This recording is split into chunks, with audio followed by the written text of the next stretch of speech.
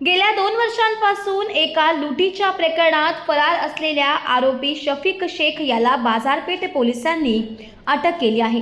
धक्कादायक म्हणजे शफीक याच्याकडे पोलिसांनी एक देशी कट्टा आणि 2 जिवंत काडतुसे देखील हस्तगत केलीत। शफीक कल्याण नजीक कोणगाव परिसरात राहणारा आहे। देशी कट्टा घेऊन तो का फिरत होता याचा देखील तपास आता पोलीस करतायत।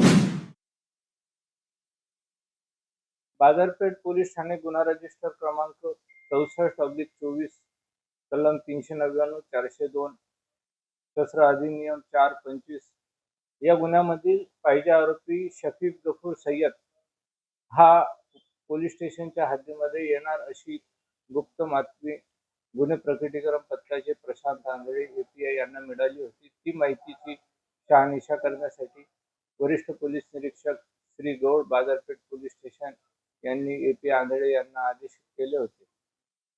माहितीचा आशय घेऊन त्यांनी सापळा रचला असता संशयित इसम हा त्यांना दुर्गा माता चौकाच्या जवळ मिळून आलेला आहे।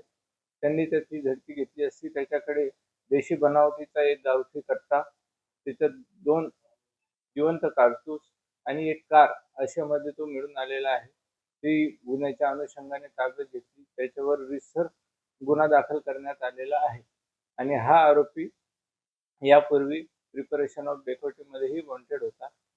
पोलीस स्टेशनच्या रेकॉर्डवरचा आरोपी आहे, त्याच्यावर यापूर्वीचे 3 ते 4 बॉडी ऑफेन्सचे गुन्हे दाखल।